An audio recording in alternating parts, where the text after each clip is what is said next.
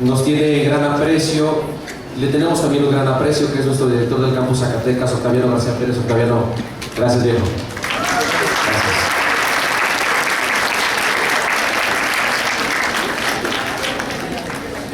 Carl Gustav Jung dijo: uno recuerda con aprecio a sus maestros brillantes, pero con gratitud a aquellos que tocaron nuestros sentimientos. Me honra presentar nuestra primera conferencia en voz del licenciado Juan Felipe Miramontes Hernández, titulada Ser y Sentido, Análisis del Ser Interrogado. Nuestro querido Juan Felipe es licenciado en Psicología por la UNAM, especialista en Análisis Existencial y Logoterapia por SMILE, mejor conocida la Asociación Mexicana de Análisis Existencial y Logoterapia, diplomado en Educación de la Sexualidad, psicoterapeuta existencial individual y de grupos por el Círculo de Estudios de Psicoterapia Existencial en México, estudiante de la maestría en Filosofía por la Universidad Iberoamericana y docente titular en SMILE, miembro del Consejo Editorial de The Annual Review of Logotherapy and Existential Analysis. Que no me salió tan mal. Del Viktor Frankl Institute en Viena, Austria.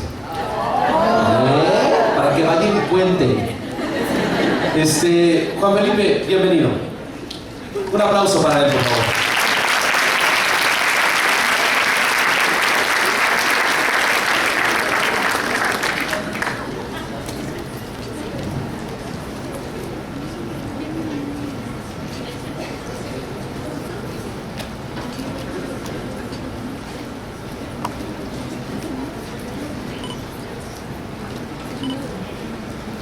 Bueno, buenas tardes.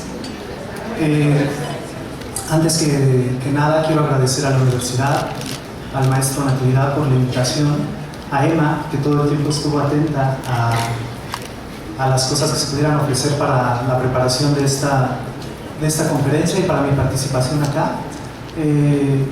Bueno, y sobre todo porque me permite participar con una ponencia que tiene un nombre medio raro, pomposo, pretencioso.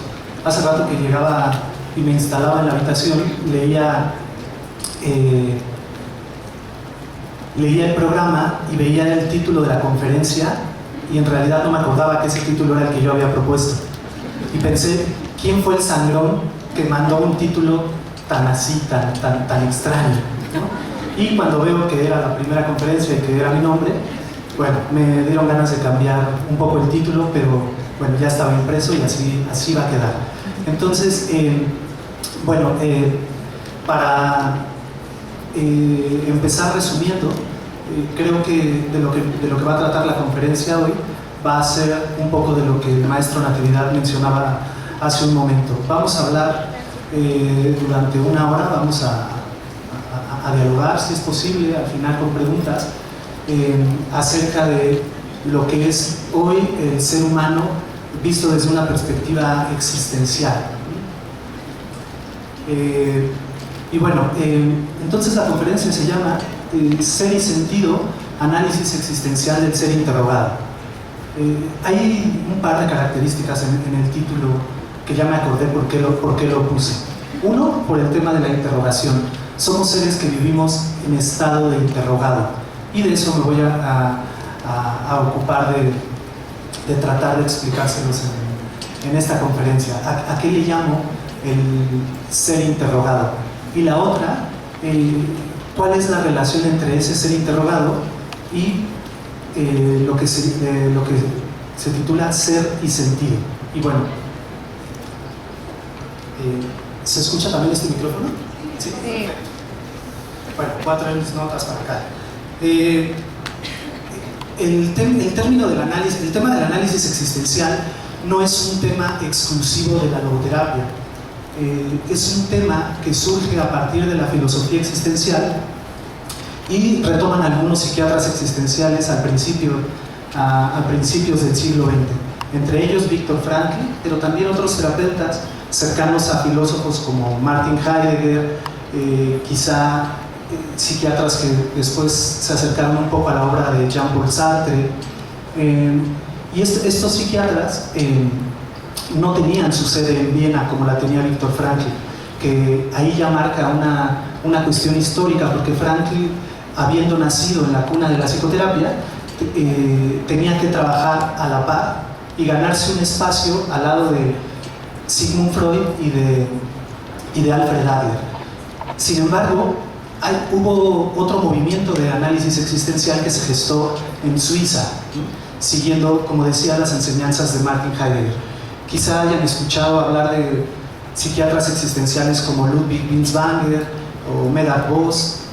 Ellos también hacen su propia propuesta de análisis existencial, pero el análisis existencial que nos propone Viktor Frankl lo podemos definir de entrada para poder avanzar desde ahí. Es el análisis del ser humano de cara a su ser responsable, ¿no? Lo que mencionaba el maestro hace un momento, el ser humano visto como un ser hacia la responsabilidad, y de ahí la relación entre si tengo que responder o si soy un ser que responde, ¿ante qué respondo? Y la cuestión es, respondo a los interrogantes que me plantea la vida. Esas interrogantes que me plantea la vida en realidad son cuestiones que me puede plantear otro ser humano, o pueden ser situaciones que se me presentan en la vida que no tienen nada que ver conmigo en un principio, absurdas, diría Albert Camus, como por ejemplo lo que pasó el 19 de septiembre del año pasado. Estábamos, no sé dónde estaban ustedes, yo estaba precisamente dando una clase de logoterapia cuando se comenzó a mover la tierra.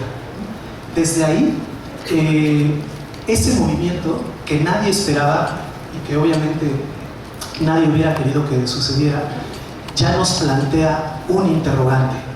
Y ese interrogante podría ser el ¿qué hago ante esta situación? Pero esa pregunta todavía es un tanto impersonal.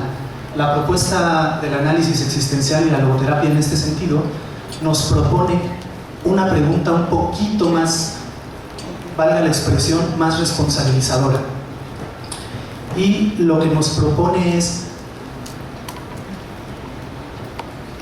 ¿qué debo hacer, éticamente hablando? ¿Qué debo hacer ante esta situación que soy capaz de captar? ¿Cuál es la mejor respuesta que puedo dar ante esta situación? Es decir, ese ser interrogado es un ser que está constantemente construyéndose a sí mismo. Karl Jaspers, filósofo existencial, antes también médico y psiquiatra, plantea una cuestión y dice, bueno, una tentativa de definición de lo que es el ser humano. ¿Qué es el ser humano? Es aquel ser que se decide a sí mismo. Es el único ser que se determina a sí mismo. Y bueno, ¿cómo nos determinamos los seres humanos? A través de las respuestas que damos a las interrogantes que se presentan en nuestra existencia. Entonces, la pregunta fundamental para la logoterapia en este caso no es ¿quién soy? La pregunta que la logoterapia nos plantea es ¿quién estoy llamado a ser? Iba a decir ¿quién debo llegar a ser? Pero a veces esta palabra del deber, aunque bien entendida, implica asumir una participación en lo que me toca de mi vida, pero a veces ese deber no la quería mencionar ahorita porque a veces pensamos que el deber es algo impuesto desde otros. Pero para la logoterapia, este deber, o quién estoy llamado a ser, implica yo que me estoy dando cuenta de lo que está sucediendo, es decir, yo que estoy captando en conciencia una situación, ¿cómo voy a responder a ella? Fíjense, aquí Frankl plantea un salto de la conciencia psicológica que podría quedarse en el tema de me doy cuenta que me doy cuenta, a una conciencia espiritual o ética, que además de darme cuenta que me doy cuenta, esa conciencia me conduce a saber cuál es la postura y cuál es la actitud que debo tomar ante eso que me doy cuenta.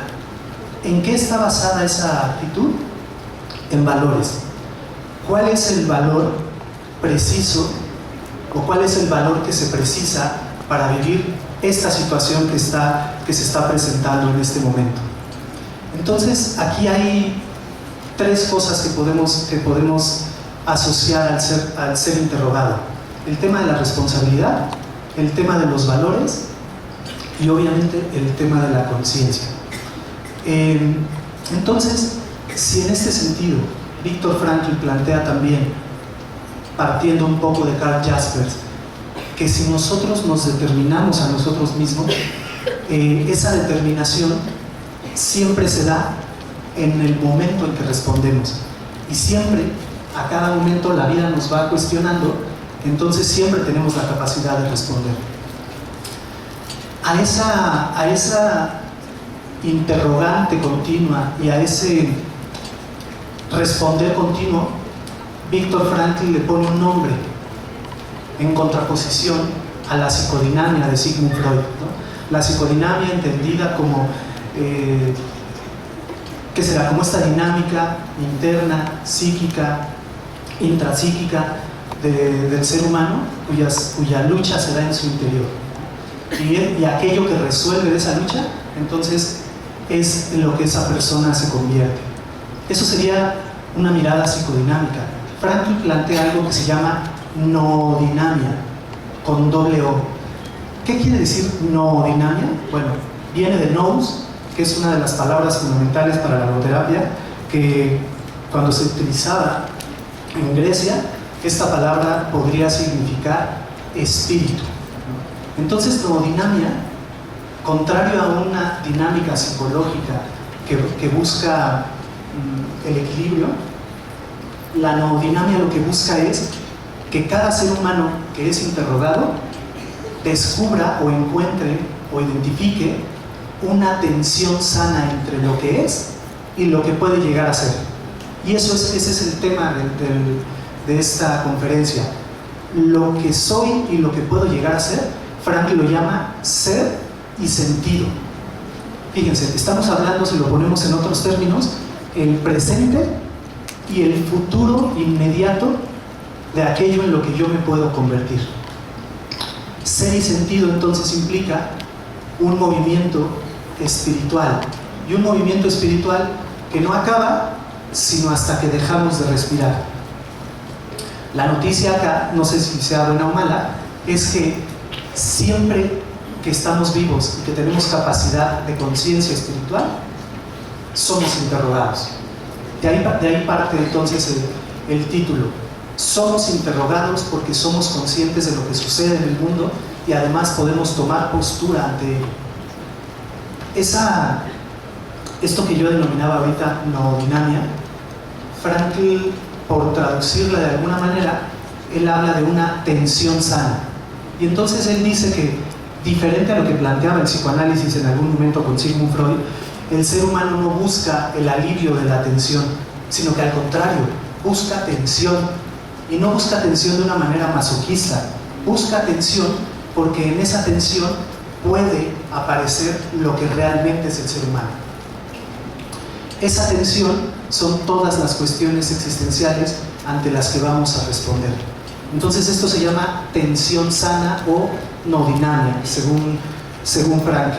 Y como ya decía, en esa noodinamia, en ese movimiento, la pregunta que surge una y otra vez, cientos de veces quizá, o a lo mejor exagero, bueno, decenas de veces durante el día, es ¿quién estoy llamado a ser? O, si lo ponemos un poquito más amigable, como me enseñó un amigo gestaltista, él podría decir ¿quién estoy invitado a ser? ¿Quién estoy invitado a ser en medio de esta situación de la cual soy consciente? Bueno, llegado a este punto, entonces tendría que decir un poquito cuál es esa definición de ser humano que da Viktor Frankl, que es capaz de captar las situaciones de la vida. Y Frankl habla de una definición antropológica que dice: ser humano significa ser consciente y ser responsable al mismo tiempo. Ser consciente es decir, captar el valor que puedo encarnar en una situación. Y ser responsable quiere decir ser capaz de instrumentalizar eso que capto como valioso. Eso que capto como valioso y que lo llevo y que lo encarno, lo llevo a mi existencia, Frankl cree que no lo hacemos para nosotros o nosotras mismas. Frankl cree que cuando hacemos este movimiento de conciencia y de responsabilidad, lo hacemos en favor de otro, en favor de alguien más. Y ese alguien más puede ser una persona, puede ser una lucha, puede ser la naturaleza misma, e incluso Frankl plantea la idea de que ese algo más también puede ser Dios para las personas que sean creyentes. Entonces Frankl dice, esos movimientos no los hacemos para quedarnos interiormente en nosotros, los hacemos precisamente porque podemos salir, y de hecho salimos. Cada que nosotros respondemos, dice Frankl, no estamos respondiendo para aliviar, como decía, una tensión, sino para responder con sentido a esa tensión. Entonces, ser humano, además de ser consciente y ser responsable, entonces quiere decir que también es posibilidad. Siempre tenemos la posibilidad de ser alguien diferente en el siguiente momento. Fíjense, esta postura Frankl la plantea como una postura esperanzadora. No importa lo que te haya pasado en tu vida, no importa las dificultades que hayas tenido que vivir, no importa, como platicamos con la maestra Patricia hace un rato, que hayas vivido dentro de un campo de concentración, eso no te determina y por lo tanto no te define. Más bien, siempre tienes la posibilidad de vencer eso que te acaba de suceder para convertirte en la persona que necesites convertirte. Entonces, a mí no me parece descabellada esta definición de ser humano que propone Frankl. Ser humano es ser posibilidad. Entonces, probablemente ustedes hoy se levantaron siendo unos y siendo unas, y todo lo que ha sucedido en el día, las respuestas que han dado, las preguntas que han captado y que quizá no hayan respondido, eso les ha transformado en las personas que llegan aquí hoy. Y además, plantea Frankl, por ejemplo, en este caso, ustedes hoy están aquí, yo también, para algo. Y para algo, Frankl lo toma como una responsabilidad ética. Es decir, podemos plantear que estamos aquí porque nadie está obligado a estar acá. Y es más, aunque lo estuviéramos, si estuviéramos obligados a estar acá, siempre tendríamos la posibilidad de hacer algo con eso que podamos descubrir acá. Entonces, ser humano como posibilidad, y aumentando algo más, ser humano como ser espiritual, que también ya lo mencionaba el maestro hace un rato. Ser humano espiritual, ¿qué significa para el análisis existencial? Significa que somos libres, conscientes y también somos responsables. Entonces, eso nos separa, no porque nos haga mejores, pero nos separa de los animales, de las plantas, de los minerales. Es decir, que seamos capaces de conciencia nos da una posibilidad específica diferente a esas otras especies. Y esa posibilidad específica es responder.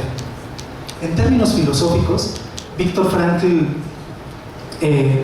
alude a un maestro que para él fue como su guía intelectual, o guía espiritual también podemos llamarlo así. Un filósofo que murió en el primer cuarto del siglo XX, que se llamaba Max Scheler. Max Scheler, filósofo alemán,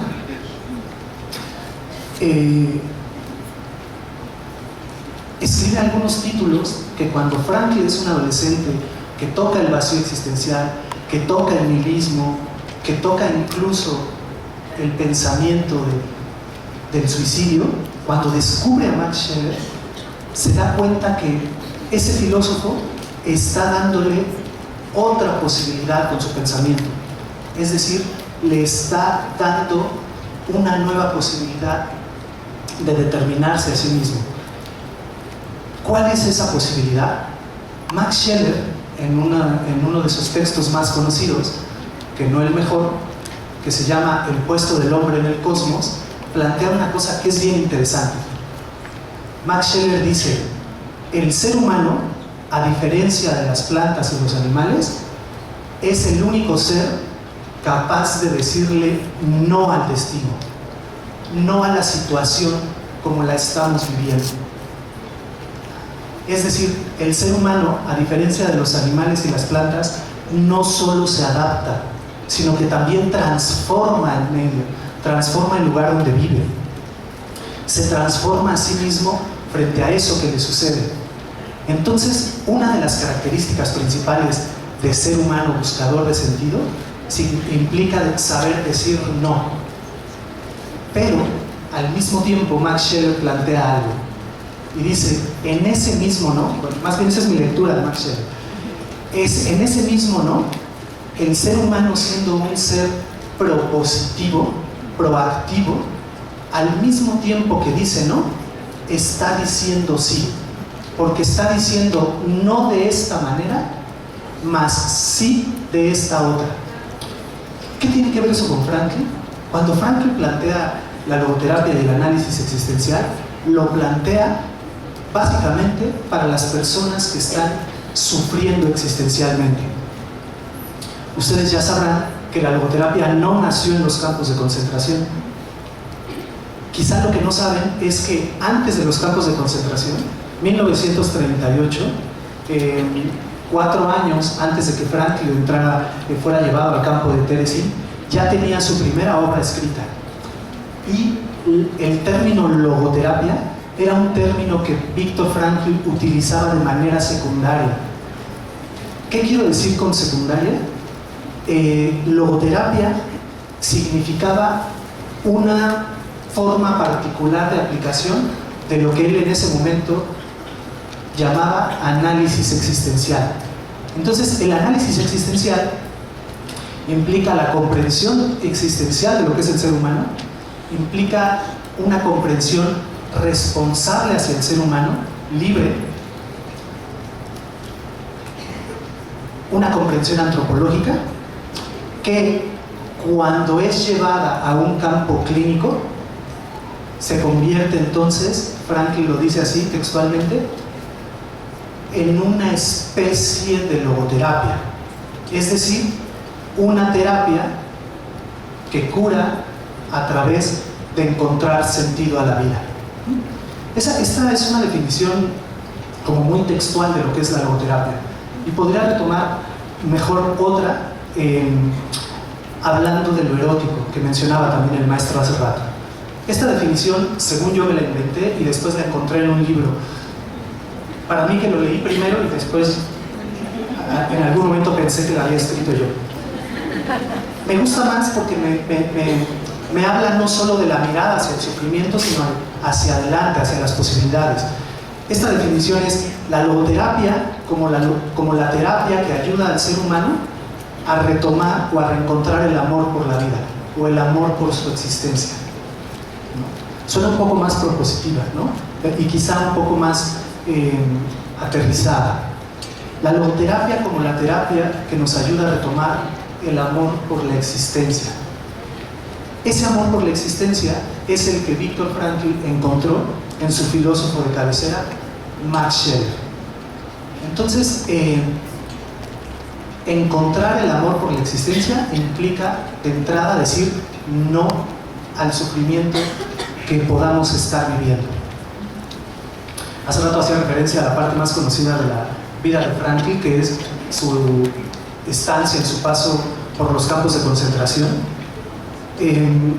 Pero también, por ejemplo, ese decir no puede estar en cualquier situación cotidiana. No sé si ustedes leyeron una nota. Yo vivo en la Ciudad de México, en la Colonia del Valle, y a, ¿qué será?, 3 cuadras de mi casa, un edificio se colapsó. Y una de las notas que había ahí es que había un señor que estaba sentado en una silla, mirando de frente al edificio, con cara de, esto no puede estar pasando. Él vivía ahí, esa era su casa. Bueno, hasta ahí, eso le había pasado a un montón de personas en ese momento.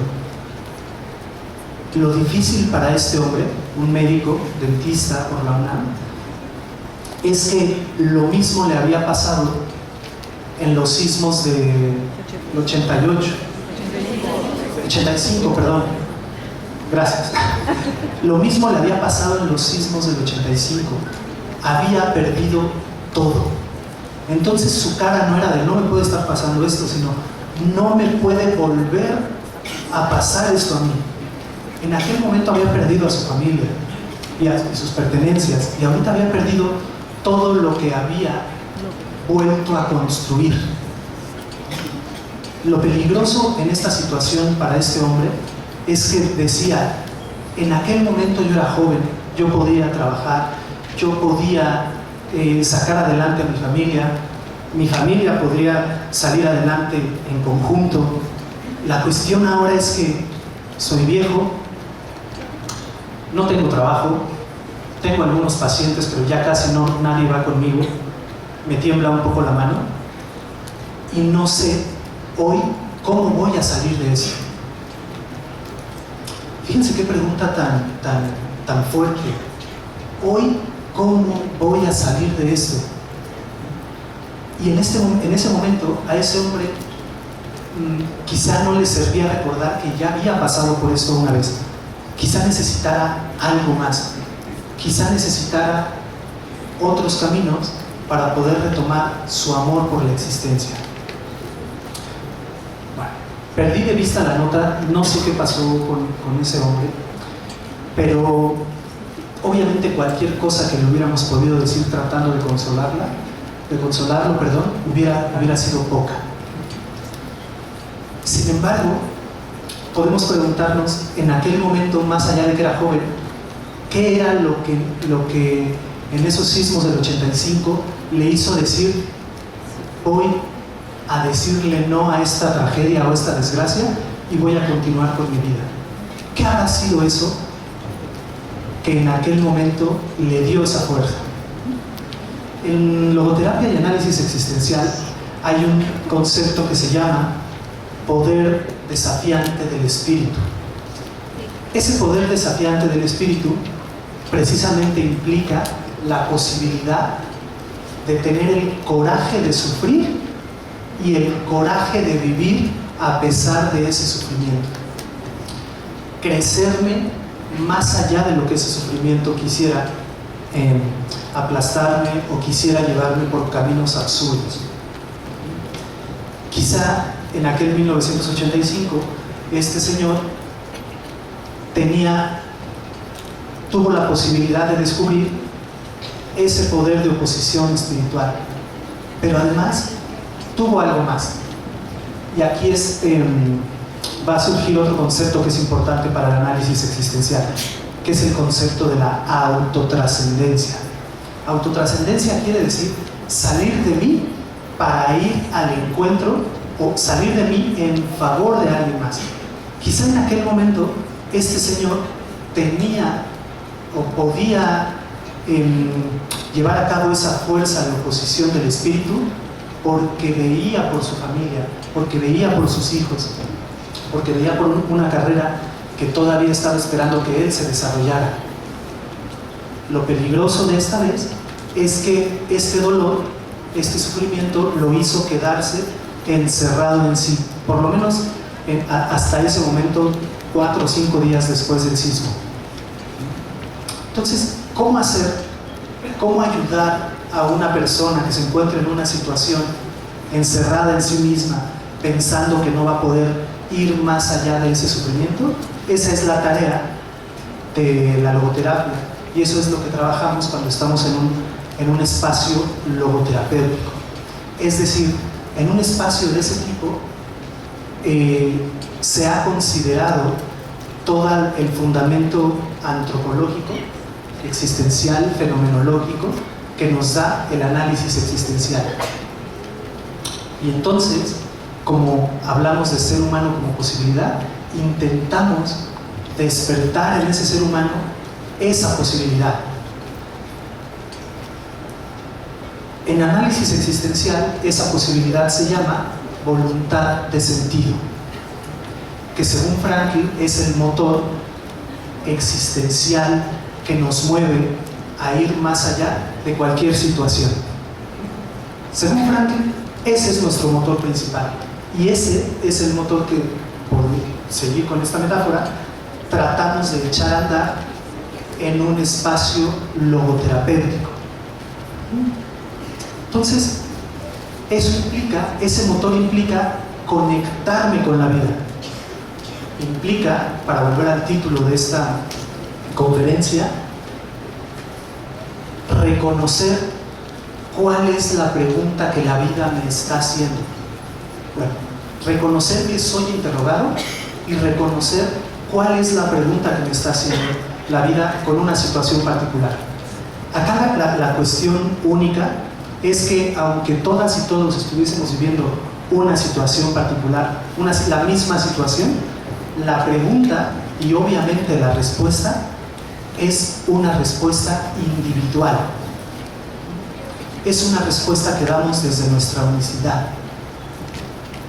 Pero para eso tenemos que reconocernos como seres interrogados. Franklin entonces hace una frase, la cual podríamos mandar a hacer unas playeras para portarla a todo el mundo y recordarnos esto todo el tiempo. Franklin dice: no somos nosotros los que le preguntamos a la vida, sino somos los que respondemos. En esta frase, Franklin nos está poniendo toda la carga de nuestro ser interrogado. Lo que sucede en la vida, sucede. Por más absurdo que sea, o quizá por más luminoso en cuanto a sentido que pueda ser.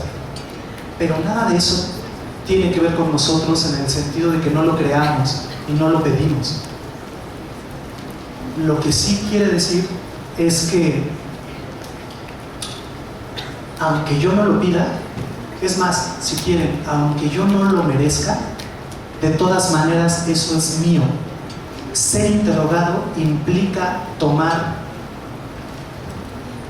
aunque sea dolorosamente, lo que está sucediendo, hacerlo mío y a partir de ahí convertirme en la persona que estoy llamado a ser.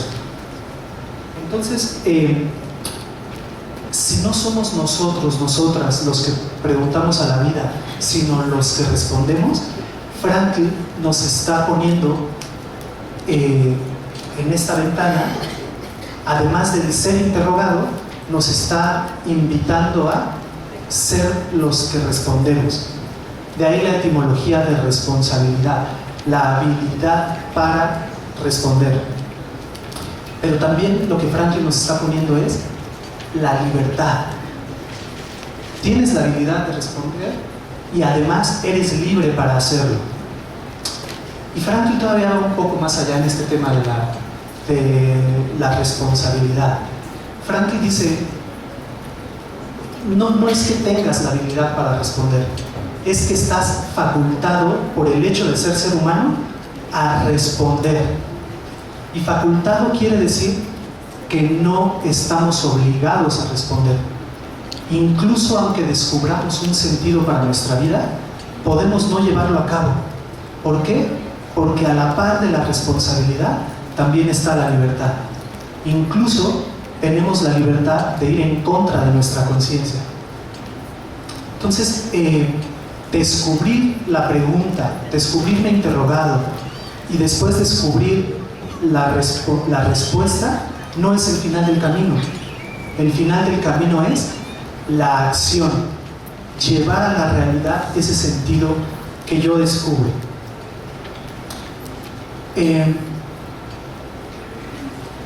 ¿Cómo capto cuál es mi responsabilidad? Franklin dice, haciendo una analogía, que en el ser humano hay un órgano que nos ayuda a captar las preguntas y los sentidos que la vida nos pone enfrente. Y ese órgano se llama conciencia. Ya hablaba un poquito de ella hace rato. esa conciencia en castellano tendremos que ponerle un apellido para no confundirla con otros tipos de conciencia. Y en castellano le podríamos poner conciencia espiritual, conciencia ética, conciencia valoral, conciencia personal. Bueno, ese problema es un problema de nuestra lengua, porque en alemán, para decir conciencia psicológica o reflexiva y para decir conciencia espiritual, existen dos palabras diferentes.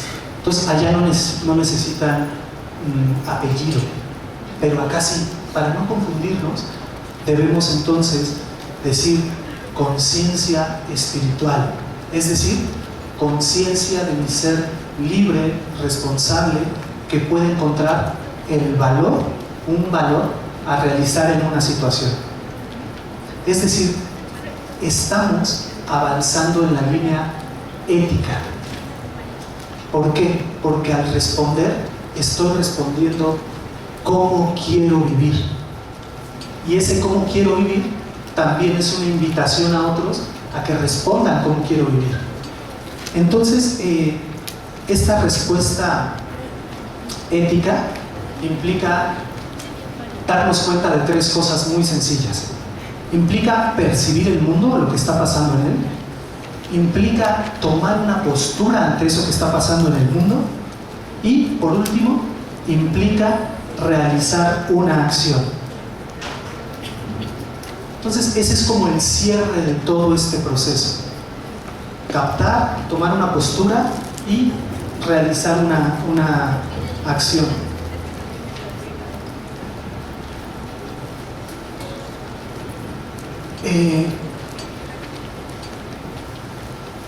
Frankl pensaba que desde que éramos pequeños teníamos la posibilidad de ser conscientes, pero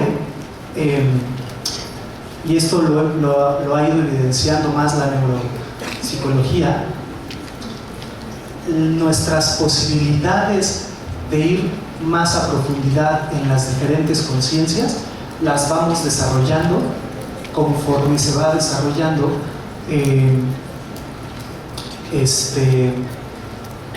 nuestro aparato neurológico.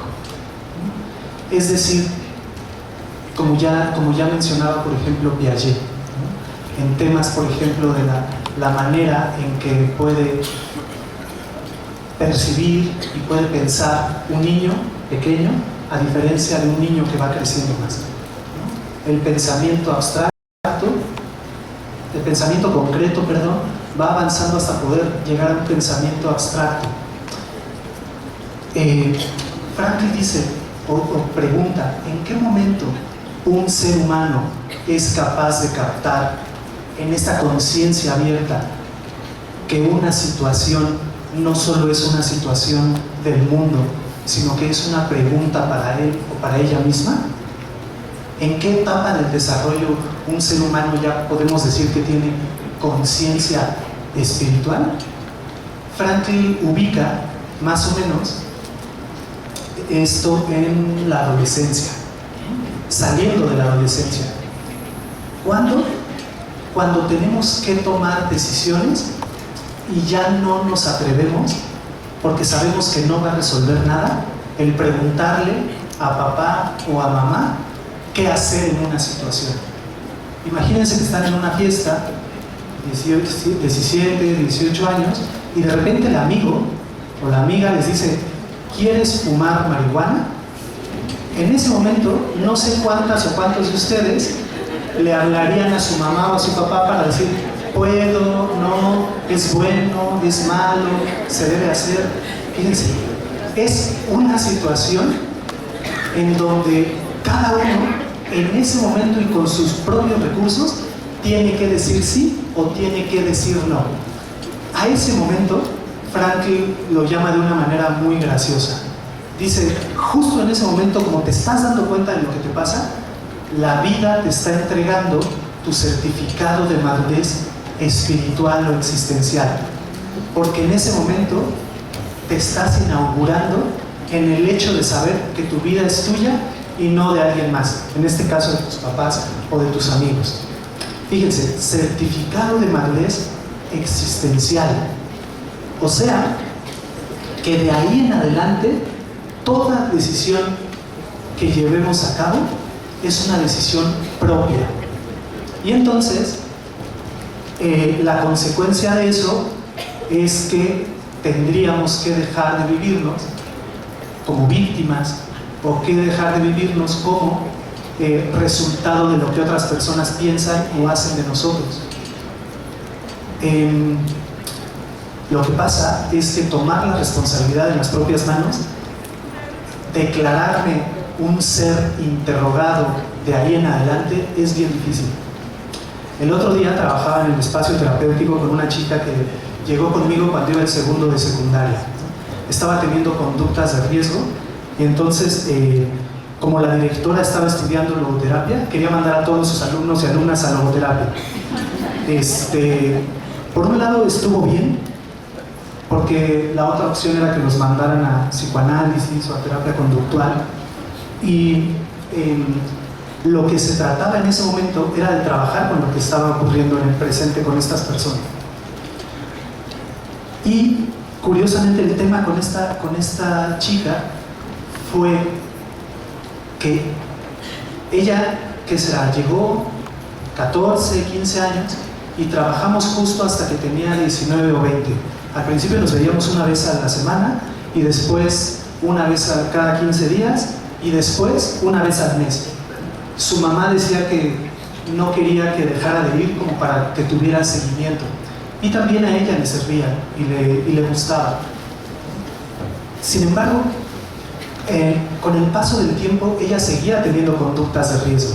A lo mejor no las mismas que la secundaria, pero sí, por ejemplo, salía con diversos chicos y uno de ellos era alcohólico, la maltrataba, le pegaba. Imagínense una chica de 18 años viviendo eso. Cuando hablábamos acerca de la responsabilidad, hablábamos acerca de que ella podía tomar sus decisiones, que ella quería unas cosas y las exigía a su papá y a su mamá, pero otras no las quería tomar. Cuando lo hablamos seriamente me dijo: mira, Felipe, no soy tonta, yo me doy cuenta que ya tengo edad, 18, 19 años, para ser responsable, pero te lo digo de frente, no quiero, porque si yo le muestro a mi mamá que ya puedo ser responsable, entonces de aquí en adelante me va a tocar hacerme cargo de mi vida. Y eso no significaba que fuera a trabajar, significaba que su mamá ya le iba a poder pedir algo más de lo que le pedía. Fíjense, ella huía de la pregunta, huía de la responsabilidad, pero no sé, a veces la vida es tan sabia que al final terminó embarazándose. Es decir, la responsabilidad en carne y hueso y dentro de ella. Lo interesante, fíjense, esto me gusta contarlo porque además lo hago siempre como un homenaje a su mamá, que siempre estuvo al pie del cañón. Fue una mujer que todos los años que su hija estuvo en terapia, ella la acompañaba todas las semanas, no por controladora, sino por hacerle saber que iba a estar ahí para ella. El papá también, pero el papá dejó de ir cuando se enteró que ella estaba embarazada, porque le dio pena qué iba a decir yo de él y de su hija. Y entonces, a veces conversábamos los tres y nos enfrascamos en una discusión bien interesante. ¿Debo continuar con el embarazo? ¿O mejor interrumpo ese embarazo y aborto? La mamá, estábamos los tres allí, la volteó a ver a ella, a su hija, y le dijo: es tu decisión. Es tu decisión. Puede sonar fuerte, pero ¿saben qué fue que era lo lindo de todo eso? Le dijo: es tu decisión y decidas lo que decidas, yo estoy y voy a estar contigo, te apoyo. Y la chica la volteó a ver como diciendo: pero no se trataba de que me dijeras qué hacer, no se trataba de que me dijeras por lo menos no abortes, ten al bebé, sé responsable. Y la mamá le dijo, no, porque es tu responsabilidad y porque quien va a cargar con esa decisión eres tú, no yo. Fíjense qué momento tan fuerte de tener que ser responsable. Como se enteró temprano, en las primeras semanas de que estaba embarazada, para ella fue un suplicio, porque una semana llegaba diciendo, sí, voy a interrumpir el embarazo, la siguiente semana llegaba diciendo, lo voy a tener, y la siguiente semana llegaba diciendo, no sé qué hacer, como que sí quiero, pero no quiero. Al final, ustedes saben los riesgos que hay cuando va pasando el tiempo si se quiere interrumpir el embarazo. Al final decidió una cosa, esto nunca lo cuento, pero lo voy a contar para que nos quedemos tranquilas y tranquilos.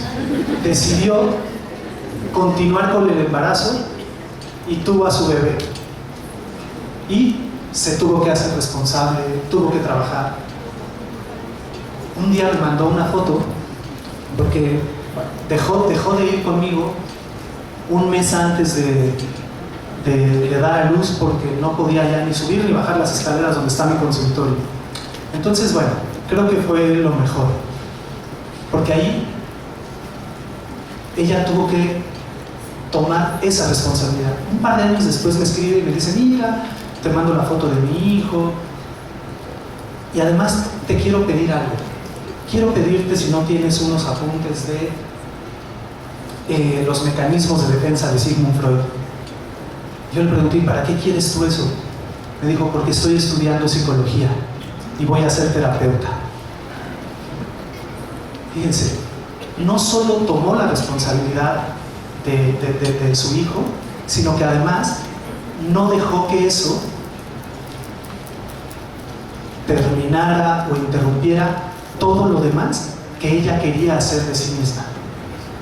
Es decir, al final llegó un momento en que ella tuvo que aceptar la interrogante, tuvo que aceptar que la respuesta que podía dar era de ella y que de hecho decidió darla. Es decir, se reconoció como un ser interrogado y que la respuesta no la iba a dar nadie más. Después yo me ponía a pensar qué fue lo que hacíamos en el espacio terapéutico, si eso se podía llamar terapia o logoterapia. Y llegué a la conclusión de que eso no es logoterapia, pero es algo que a mí me parece más bonito. Porque la logoterapia es una terapia de intervención cuando algo ya sucedió. Hay otras formas de hacer logoterapia, hace rato ya lo platicaba, que se llama análisis existencial. Hacer análisis existencial en un espacio terapéutico convierte ese espacio, que es un espacio clínico, en un espacio filosófico. Entonces ahí no tenemos que estar resolviendo neurosis ni trabajándolas, tenemos que estar atendiendo las preguntas de la vida, reflexionando sobre ellas y dando argumentos y contraargumentos para saber qué vamos a responder. Entonces fíjense, ser y sentido, análisis existencial del ser interrogado, quiere decir, en todo caso, volvernos filósofos de nuestra propia existencia. Es decir, reflexionar acerca de lo que nos pasa y de cómo vamos a enfrentar eso que nos pasa. Entonces, análisis existencial y logoterapia sí es una mirada psicológica, psicoterapéutica, pero también es una mirada filosófica. ¿De dónde parte esto? De Sócrates y de Kierkegaard, básicamente. Sócrates, no necesariamente por sus frases, por el conócete a ti mismo, sino por su actitud. ¿Cuál era la actitud socrática que se intenta desarrollar en el análisis existencial? No solo filosofar, sino hacer vida el pensamiento que vas reflexionando. Es decir, no filosofamos para escribir libros o para escribir cartas. Filosofamos, reflexionamos para ponerlo en la vida. Es decir, un pensamiento que no me sirva para vivir desde aquí y que solo me sirva para especular o para escribir libros, no es un pensamiento que existencialmente me diga algo. Entonces, el análisis existencial nos lleva a reflexionar y a poner en acción eso que reflexionamos. Con Sócrates podríamos seguir diciendo esta otra de sus frases famosas, que una vida que no es analizada no vale la pena de ser vivida. Es decir, si no analizamos cómo estamos viviendo, qué decisiones estamos tomando, no somos capaces de reconocer cómo estamos viviendo. Es decir, no estamos reconociendo si nuestra vida es buena o no es buena, si es justa o no es justa. Entonces, por ahí hay un poco de Sócrates en Frankl, además de la utilización de la metodología del diálogo socrático. Y también hay algo, decía hace un ratito, hay algo de Kierkegaard en esta cuestión. Con Kierkegaard hablamos de que la vida se vive hacia adelante y se analiza hacia atrás. Es decir, vivimos y reflexionamos. Ambas cosas son importantes. Depende en qué momento existencial nos encontremos. Por ejemplo, cuando Frankl se encontraba en los campos de concentración, un poco la ecuación se invertía. Ahí primero se filosofaba y después se vivía. Es decir, Frankl dice, para que mis compañeros y yo mismo no nos suicidáramos, primero teníamos que saber para qué era aquello por lo que valía la pena vivir. Es decir, filosofar implica preguntarnos también por ese sentido de vida y después llevarlo a cabo y defenderlo, valga la expresión, con nuestra propia vida.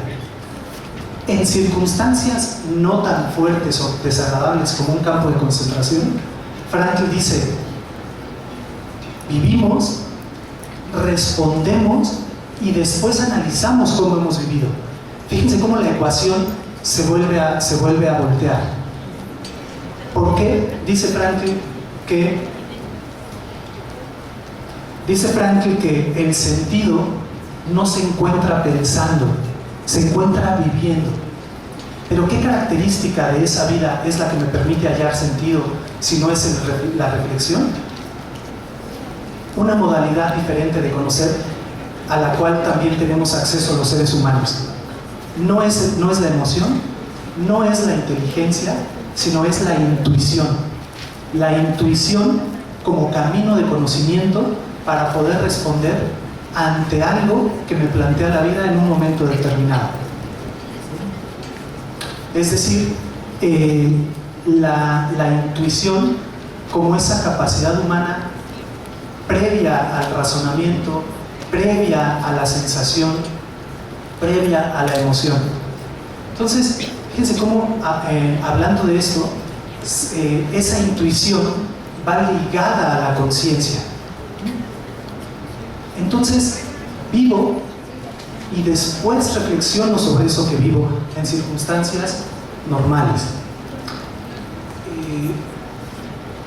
Previo a unos Juegos Olímpicos que se llevaron a cabo en Alemania, a Viktor Frankl lo entrevistó un señor que le dijo, mire, yo lo estoy entrevistando a usted, pero a mí no me interesa conocer al psiquiatra, al médico, al científico, al filósofo. A mí lo que me interesa conocer es al ser humano.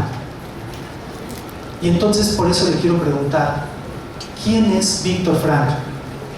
En ese momento, la respuesta que Frankl dio fue la siguiente: si yo tuviera que responderle a eso, tendría que salir de aquí, tendría que ir a vivir, tendría que ir a dar respuesta a los interrogantes que la vida me plantea, y después entonces usted va a poder saber quién soy yo como ser humano.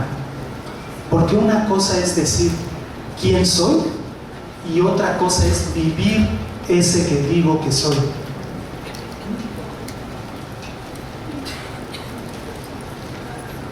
Perdón, no entendí tu señal. Perdón. Pensé que era muy fácil. Okay. Pero creo que ya andamos sobre el tiempo, ¿verdad? ¿No? ¿Estamos bien? Ok, 6 minutos. Bueno. Entonces, fíjense, esta respuesta frankliana es una respuesta que él obtiene de un filósofo que es más reconocido como literato, que es Goethe. Goethe plantea una cuestión en uno de sus trabajos, en una miscelánea, en donde dice: ¿quieres conocerte a ti mismo y realmente quieres saber quién eres? Pues no llegarás a eso por el camino de la reflexión, sino por el camino de la acción. Sal a responder al mundo y entonces vas a saber quién eres. Sé cómo esto plantea una propuesta diferente, por ejemplo, contraria incluso a la que plantean, por ejemplo, las propuestas de la ¿cómo se llama? Se me fue el nombre, esperen. Autoestima, perdón, la autoestima y el autoconcepto. Muchas veces, mal entendida la autoestima, creemos que primero tenemos que fortalecer esa autoestima para después salir al mundo y entonces poder vivir. La logoterapia plantea algo totalmente distinto y dice: ¿quieres aumentar tu autoestima? En el caso de que quieras hacer eso, bueno, primero sal, demuestra al mundo quién eres y después no vas a necesitar trabajar tu autoestima porque la estás trabajando mientras te vas conformando. Es decir, es un movimiento diferente, es un movimiento no de tener todos los recursos para llevarlos a cabo, sino trabajar con los recursos que ya se tienen para darte cuenta de eso que puedes sentirte orgulloso de ti, y entonces el resultado automático de eso es que la autoestima va a crecer. Fíjense, en ese sentido, la logoterapia y el análisis existencial es una escuela mucho más exigente que otras escuelas. Exigente en el sentido existencial, donde no da tregua a la persona que trabaja este tipo de dinámica.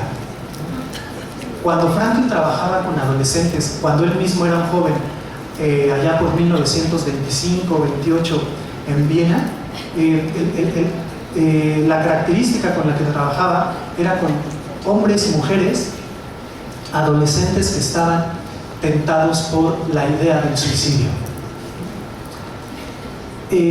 Lo que en ese momento se pensaba es que se suicidaban porque no tenían trabajo, porque sexualmente no les iba bien, porque erótica, es decir, amorosamente, entendido en el sentido amplio, sus novias o sus novios lo dejaban, porque no les iba bien en la escuela. Y Frankl trabajaba con esos adolescentes y los llevaba un poco a partir de argumentos filosóficos a descubrir su responsabilidad en la vida. ¿Saben qué pasaba cuando una persona descubría su responsabilidad en la vida? En ese momento Frankl daba por terminado el proceso terapéutico, así fuera una sola sesión. Ya se pueden imaginar por qué. Porque decía: si una persona ya descubrió su responsabilidad, lo único que le toca es salir y vivirla. Que siga viniendo a terapia es seguir manoseando esa idea, y además el terapeuta cae en la tentación de decirle al paciente qué es lo que tiene o lo que no tiene que hacer. O quizá entrar un poco como en el chisme de cómo le has hecho, qué hiciste. Dice Frankl: ya descubrimos la responsabilidad, a volar. O sea, a volar en el buen sentido. Es decir, no podemos atravesar ese límite. Como terapeutas, Frankl plantea que tenemos la responsabilidad vista desde dos lugares.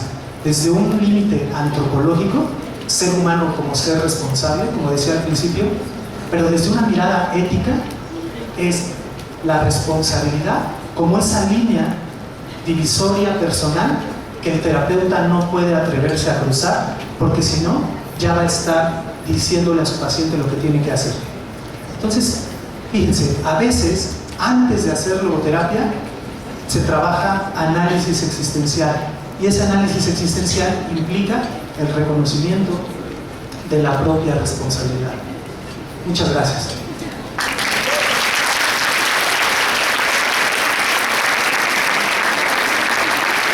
Gracias, querido Juan Felipe. Te pido por favor que no te retires. Le pido por favor a nuestros queridos maestros, Vicky Hurtado y Natividad Castrejón, por favor, sean tan gentiles de entregar este hermoso presente al licenciado Juan Felipe Miramontes. Por favor, bienvenida Vicky. Por favor, Nati.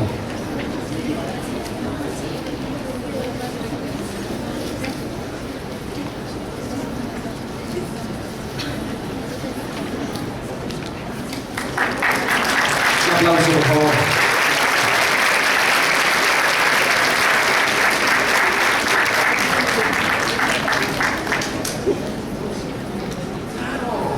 Me olvidé de aclarar algo. No soy doctor, nada más soy licenciado. Gracias, Juan Felipe. Un buen aplauso para él, por favor.